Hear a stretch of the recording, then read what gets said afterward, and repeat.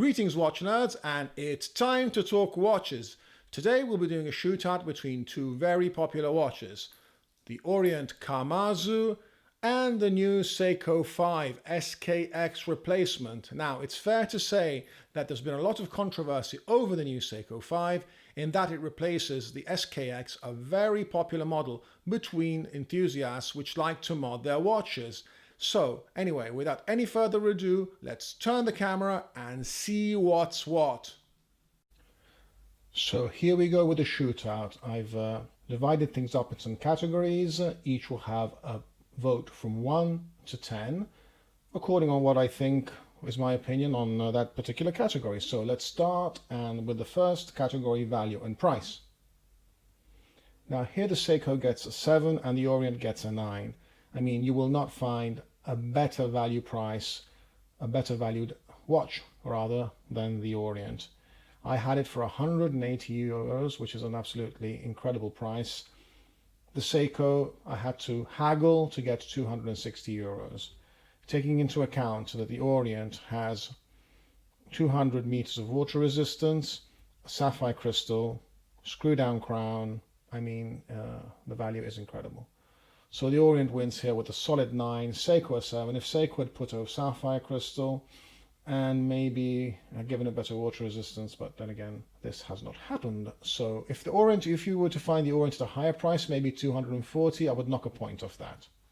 Dimensions. Here it's a tie. Basically, the watches have about the same weight, 176 grams, the same dimensions, a 42.5 millimeter radius and a 22 millimeter lug width, and it's a 45 lug to lug, so they wear relatively well, but there's nothing much in them actually. The Orient is a tad thinner, it's a 0.5 millimeter thinner than the Seiko, so it wears just a little flatter, but honestly there's not much between them. The watches are dimensions and weight wise are basically the same. Now onto the crystal, and here of course we start. Seiko 6. Seiko just put a mineral glass on this watch. It's hardlex.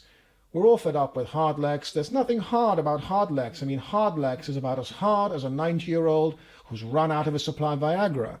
Orient has put a sapphire crystal, a real sapphire crystal, that really deserves an 8, if not a 9. I'm keeping it down to an 8 because I haven't had the opportunity to test its hardness. But a sapphire crystal, any sapphire crystal, is better than a mineral glass crystal. It won't scratch. Bracelet 7. It's a dead heat here. The bracelets are basically the same. Honestly, if I were to pick them up, and if it wasn't for the slight difference, I'll show you. Now, these are oyster type bracelets, okay? Now, if it wasn't for the difference in the center, in the center link, which is slightly, please focus, which is slightly wider on the Seiko, I couldn't have guessed these bracelets were different. They have the exact same fold over clasp, let me turn that around, fold over clasp, push button opening, pressed clasp and not milled, exactly the same. I mean, they're exactly the same, honestly. I mean, they were probably made in the same factory. I mean, look, they're exactly, the only difference between the two, and one has an Orient logo and one has a Seiko logo. Apart from that, they're exactly the same. So, basic bracelets, nothing incredible, basic hollow end links, solid links, but very light solid links, brushed both on the top and polished on the side, and are sized with push pins and no screws. So exactly the same. Case. Here again, a dead heat, 7 out of 7. A good case, good finishing on both. Have the Seiko has polished sides, brushed top, and it has I'll try and show you, and the back, it also has a mineral glass back which shows you the movement. Sorry, it's not focusing. There we go. It has a glass back with the movement inside.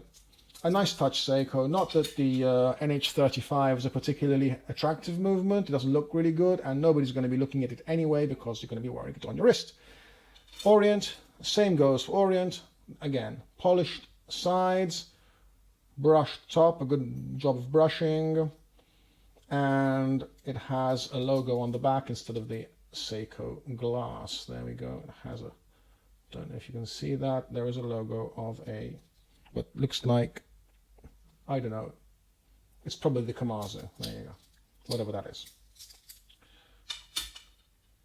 Bezel 7 and 8. Now Seiko, they both are aluminium bezels.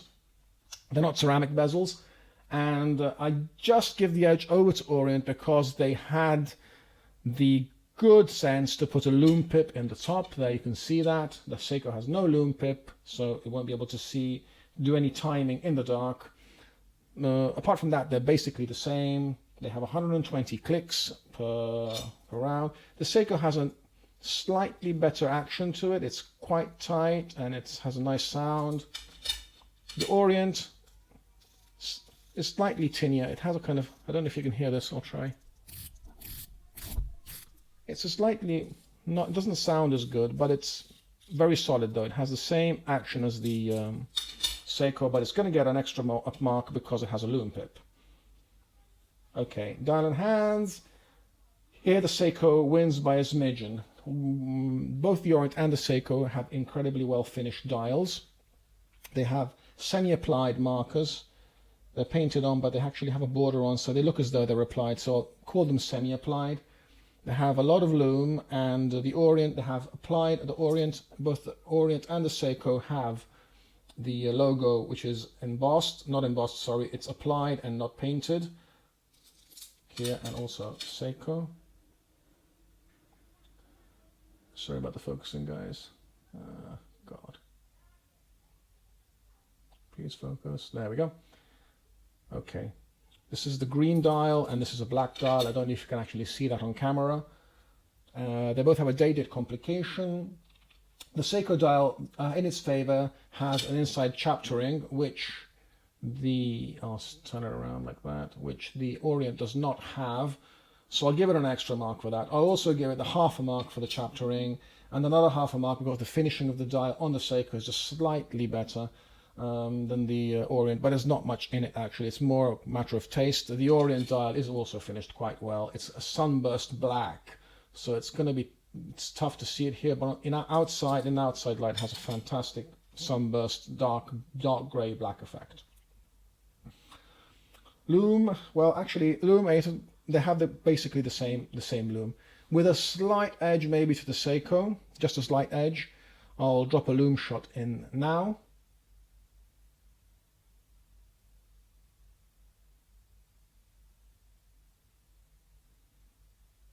There's not much in it there, so they're mostly the same amount of Lume, the same kind of color. A slight edge to the Seiko again. It could have been an 8.5, but I'm not putting half points in, so I'll just 8 out of 8. Accuracy. And here the Orient just beats the Seiko hands down. 9, Seiko 7. The Orient, I put it on the time graph, I'll be showing you the video of it now. The Orient is a 0 to 1 second accuracy. Now, I was surprised when I put it on the time grapher, actually. It was incredible. I just couldn't believe that this watch was as accurate as my Rolex Submariner, which is precise to a second or less a day.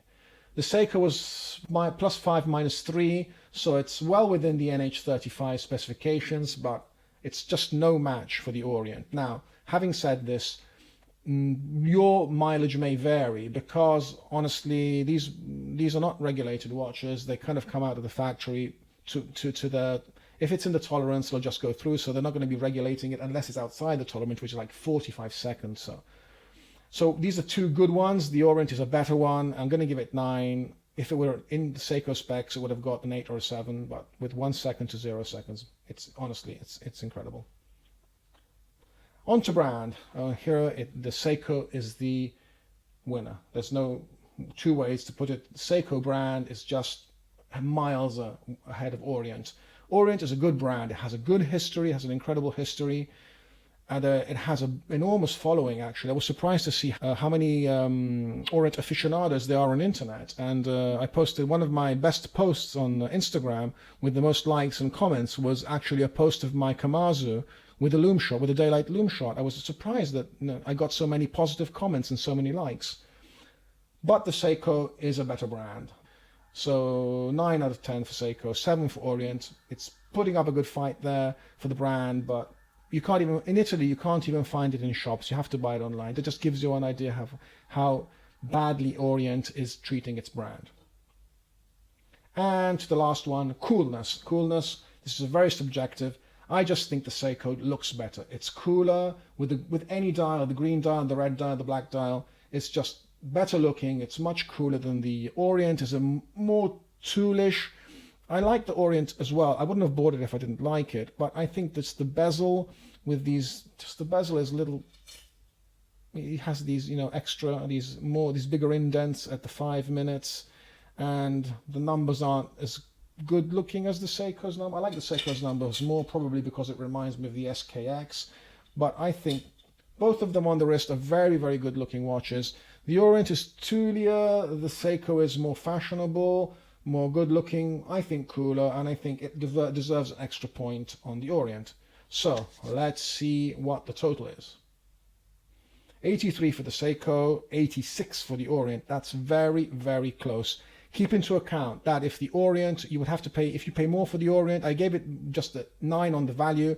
If you found it at list price, I would have given it an 8 maybe. So it would have been 85 to 83, just a couple of points in it.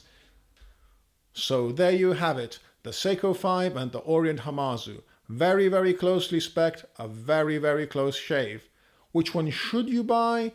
Well, if you want to go diving, you should buy the Orient. If you want to look good, you should buy the Seiko. Like I said, the Seiko brand is much, much more prestigious than the Orient brand, even though Orient has a large amount of followers. The Orient is undeniably a value monster. I got the watch from Amazon at 180 euros, and I'd be hard pressed to find any watch, bar something bought off AliExpress, with the same characteristics. Clearly, Seiko is differentiating the models inside of its line. Now, if you want a diver's watch, you should go for the Prospects line, which is more expensive than the Seiko 5, but has higher specifications. It has a screw-down crown. They have better water resistance, and so on and so forth. But if you want to look good in your watch and you're not going diving, then the Seiko 5 is perfect. There's a color for everybody. There's a strap choice for everybody. You can mix and match. They're very, very good watches. The only thing Seiko could have done is maybe given them a sapphire crystal, and it would have been basically a wash with the Orient. Now, having said that, I like both the watches. You can't go wrong buying either of them. Depends what pricing you find. Now, the Seiko, I'm not sure the Seiko will be sold in the usual cheaper outlets like Amazon and maybe AliExpress or Wish, but the Orient can be found very cheaply if you shop around. Like I said, I found it for 180 euros. The list price on the Orient is closer to 230, 240. The Seiko list price is 269 euros, or 279 euros, sorry. I got it for 260 because I haggled a bit with my AD. So the price difference, basically, if you don't find a bargain on the Orient, the price difference is negligible. So it's basically down to what you are looking for in a watch, the brand and the looks or the specs. You choose. Thank you for watching, and I'll see you in the next one.